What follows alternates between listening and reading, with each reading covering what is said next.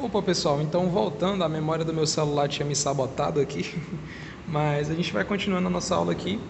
Basicamente eu tinha acabado de falar sobre o princípio da superposição e sobre como a gente pode separar problemas mais complexos envolvendo o campo elétrico em problemas menores e depois juntar tudo e calcular o campo elétrico resultante em uma determinada região do espaço. E isso é muito útil, muito útil em vários problemas de física, e é por isso que eu resolvi apresentar essa outra visualização do conceito de campo elétrico, né?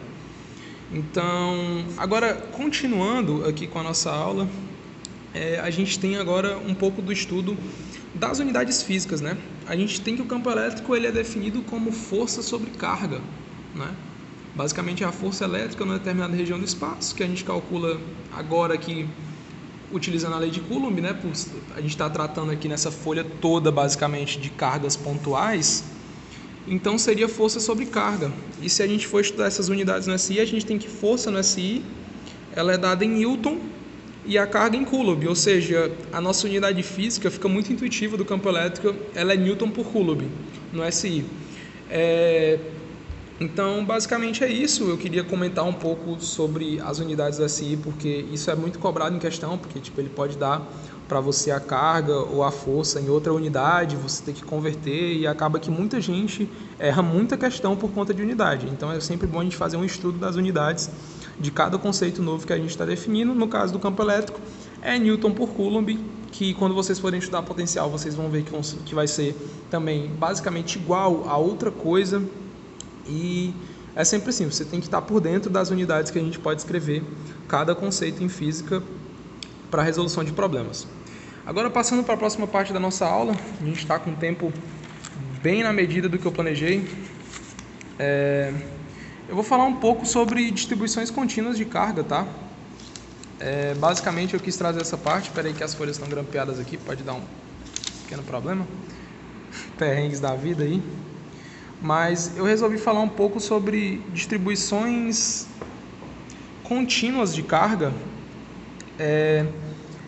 mesmo sendo para o ensino médio. Geralmente, professores de ensino médio não gostam de falar sobre distribuições contínuas de carga, mas eu tenho convicção de que é possível a gente fazer isso e de que é necessário, principalmente se você tem alunos que querem prestar vestibulares um pouco mais complicados, vestibulares um pouco mais exigentes, como no caso dos vestibulares de escolas militares.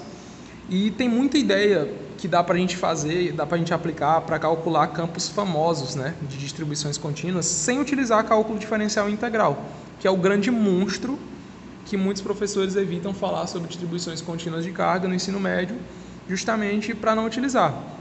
A gente pode apresentar para os nossos alunos recursos, né, saídas para a gente não trabalhar com cálculo diferencial integral. Uma prova como o ITA e o IME nunca vai lhe cobrar que você use cálculo diferencial integral para resolver uma questão. Tá, no IME você pode achar uma ou duas questões, assim, 3 na história, que se realmente tivesse que usar cálculo diferencial integral. Mas é muito raro, eles geralmente botam questões que a princípio você poderia resolver por cálculo diferencial integral, mas que tem saídas bonitas, saídas essas que muitas são exploradas em problemas de livros famosos, problemas de Olimpíadas famosas, e são ideias diferentes, né? Basicamente, eu digo muito que é você mentir, que é você não usar o cálculo, mas na verdade você não está mentindo, né? Você só está usando uma abordagem diferente. Então, para ilustrar isso muito bem, eu trouxe 2 pequenos problemas, né? O primeiro seria o caso de um anel carregado. Ele está carregado de maneira uniforme, né? Ele tem carga Qzão e raio R, esse nosso anel. Então, basicamente, qual seria a ideia para você descobrir o campo elétrico nesse ponto P, né? Qual seria a primeira ideia que você ia utilizar? A primeira coisa que você tem que fazer é imaginar que isso é um aro circular, né? Um anel circular, e pelo fato dele ser circular, ele possui muita simetria. Então, a gente pode imaginar o aro circular de carga Qzão como sendo formado por várias entidades pequenininhas, bem pequenininhas, com carga Qzinho, né? E outra coisa muito interessante sobre essas entidades, se a gente pega uma entidade muito pequena, o que é que a gente sabe? O campo elétrico dessa unidade vai ser Kqzinho sobre d ao quadrado, como a gente calculou ali, porque essa unidade ela é tão pequenininha que ela age como se fosse uma partícula pontual de carga. E a gente chama de Qzinho a carga dela porque a gente não sabe o que é, basicamente. Então, uma coisa que a gente pode fazer é notar que se a gente pega uma carga Qzinho aqui, nessa ponta, a gente sabe que ela gera um campo E1, que é dado por K, Qzinho sobre D ao quadrado.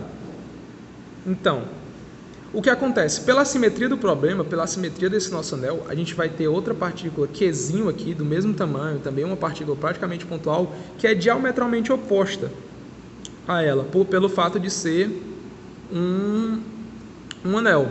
E ela vai gerar um campo aqui, E2, que é igual em módulo ao nosso campo E1. Então vai ser E e E. E se a gente for fazer aqui os vetores, a gente vai ver que a gente tem aqui um ângulo alfa, né? A distância do ponto P até o anel é H, aqui é D, a gente pega esse ângulo alfa aqui, né? Entre a linha que tem H e a linha que tem D, a distância do objeto pontual de carga até o nosso ponto P. A gente pega esse ângulo alfa aqui. E a gente vê que o campo elétrico, nessa componente seno, que seria basicamente essa componente aqui, ó, para quem não está conseguindo visualizar muito bem, se a gente decompor para essa componente, a componente horizontal, eles vão se cancelar. E basicamente o que você vai ter é uma grande resultante de cossenos de todas essas partículas pequenas que formam o seu anel. Todas essas partículas pequenas de carga Q que formam o seu anel, na componente cosseno, né, que seria a componente vertical, vão se somar e vão dar o campo total. Então qual seria o EP', se a gente calculasse só pelo E1 e pelo E2? Seria 2E cosseno. Qual vai ser o EP, que é o total, pegando todas essas cargas Qzinhas? A gente vai somar basicamente E cosseno de todas as partículas, todas essas Qzinhos. Então a gente vai ter um número N de cargas Qzinho, né, dessas unidades bem pequenininhas, vezes o E, vezes o cosseno. Além disso, o que é que a gente sabe? A gente sabe o valor de E, ele é K Qzinho sobre D ao quadrado. A gente sabe o cosseno de alfa, ele é muito bem definido aqui, ó. É o H sobre o D, que seria a cateto adjacente sobre a hipotenusa. E a gente sabe, então, que o nosso EP vai ser isso. N K Qzinho sobre D ao quadrado, H sobre D. Só que a gente sabe ainda que N vezes Qzinho, se a gente pegar e somar todos esses Qzinhos, a gente vai ter o Qzão. E a gente sabe o valor de D em função de R e H justamente por conta desse triângulo retângulo, tá? Esse triângulo aqui, ele é retângulo. Então, o que é que a gente acaba tendo?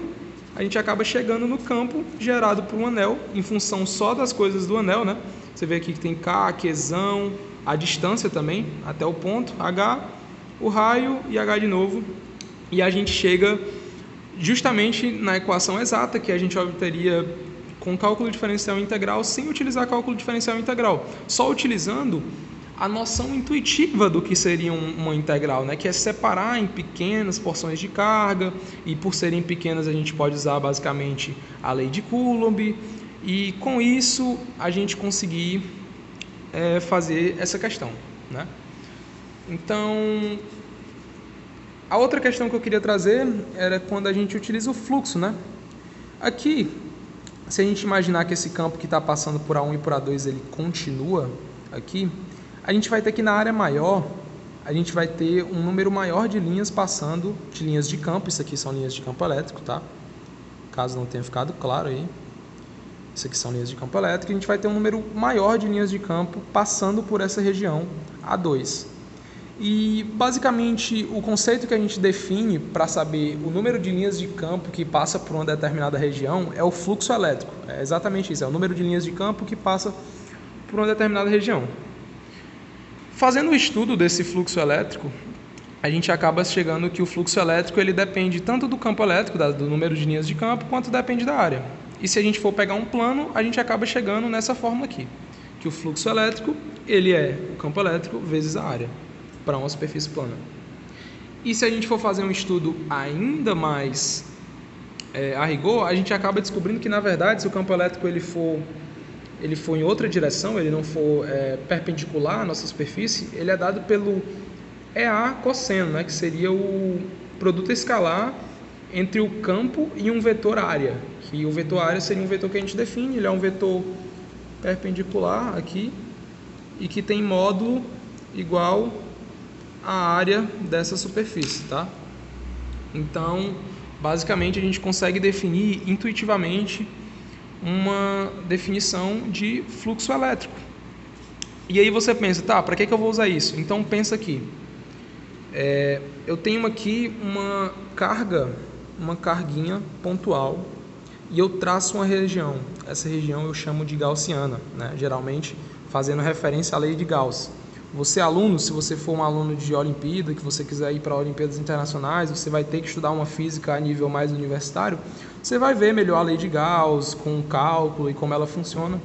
Mas basicamente o que a gente precisa para o próximo problema vai ser o conceito de que se a gente tem uma carguinha aqui, a gente pega uma região no espaço, como é o fluxo nessa região? Ela é o campo elétrico vezes a área, que a gente definiu aqui. Aqui em cima a gente definiu que é exatamente isso, né?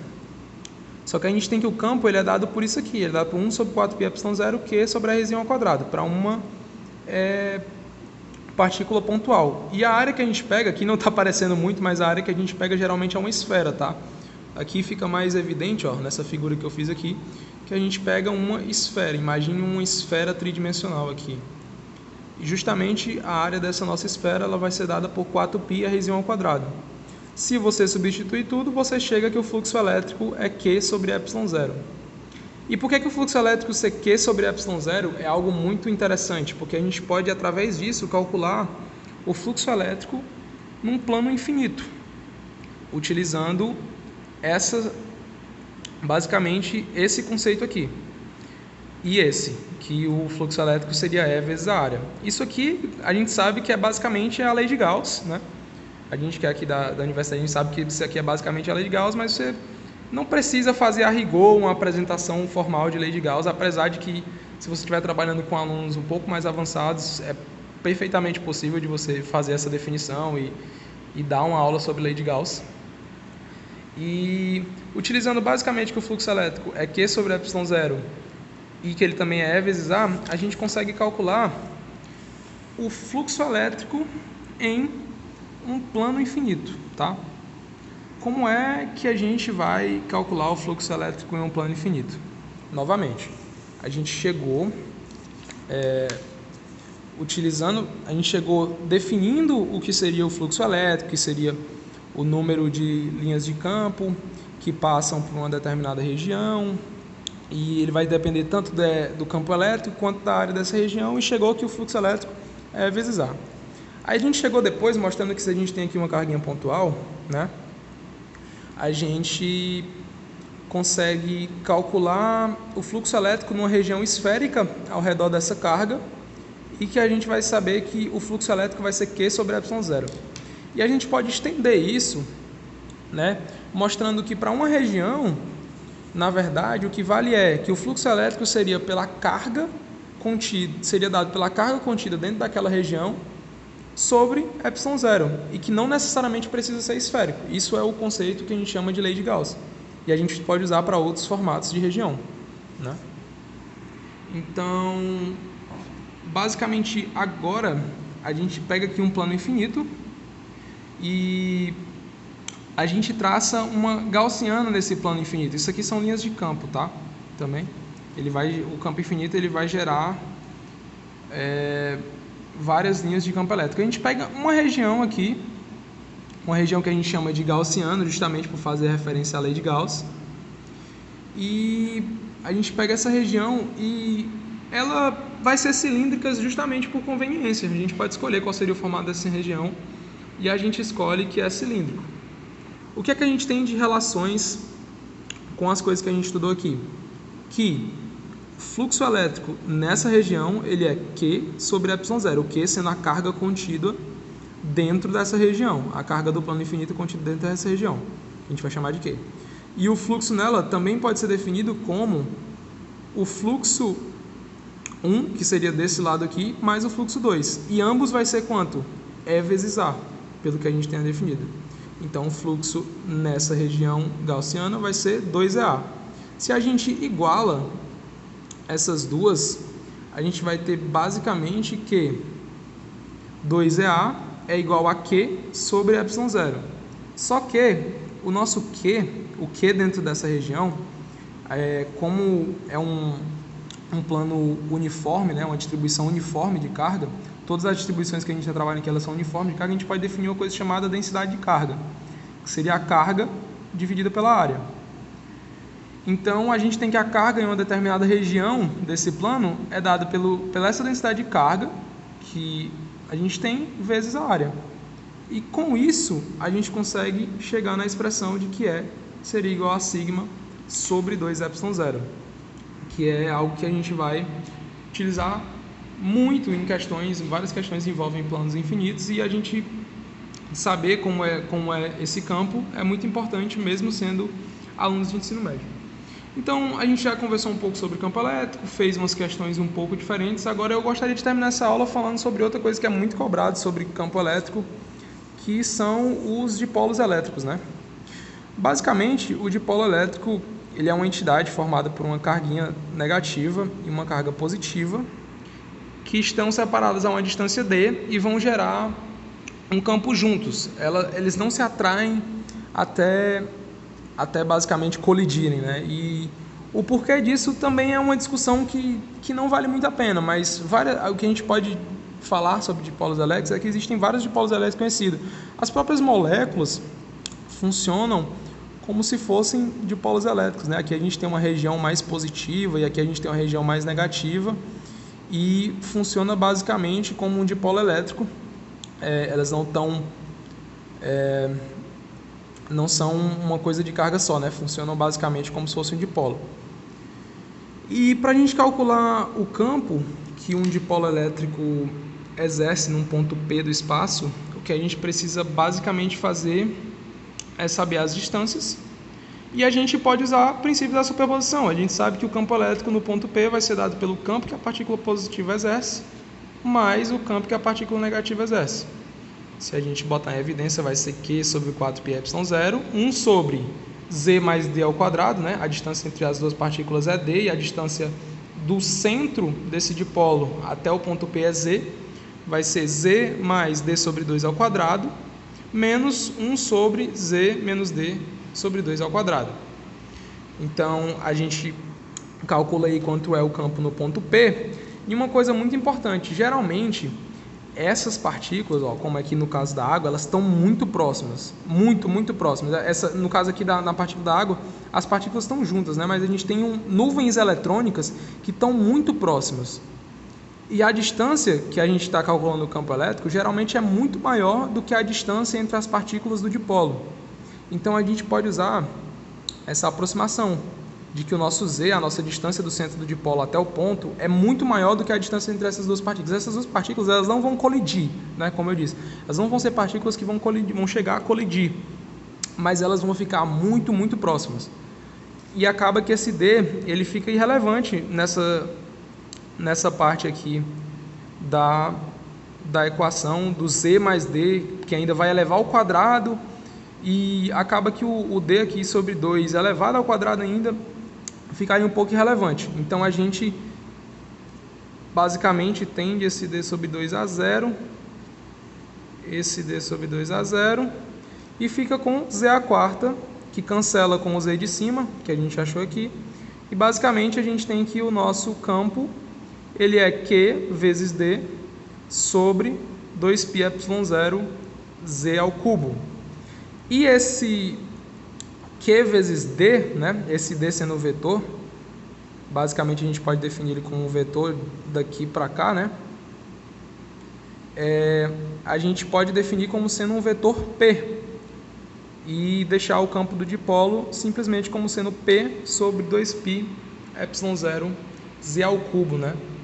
E esse P, ele recebe um nome de vetor momento do dipolo, né? E basicamente é isso. Se você for fazer um estudo mais a rigor sobre o torque, você vai entender por que é que esse vetor P ele é tão importante, e basicamente que o torque do dipolo ele vai ser dado pelo produto vetorial entre o campo a qual o dipolo está sendo exposto. Se você botar o dipolo num campo elétrico, né, o torque que ele vai sofrer vai ser basicamente um produto vetorial entre o vetor momento do dipolo e o vetor campo elétrico, mas isso não é o que essa aula se propõe. Eu só queria calcular mesmo o campo elétrico gerado por um dipolo elétrico em um determinado ponto P do espaço, e tá aí, a gente conseguiu chegar.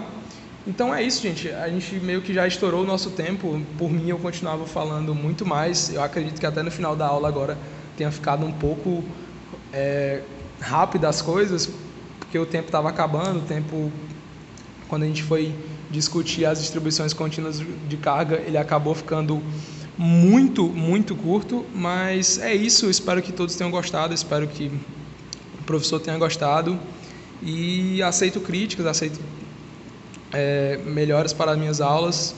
E é isso, pessoal, muito obrigado a todos pela atenção, eu fico por aqui.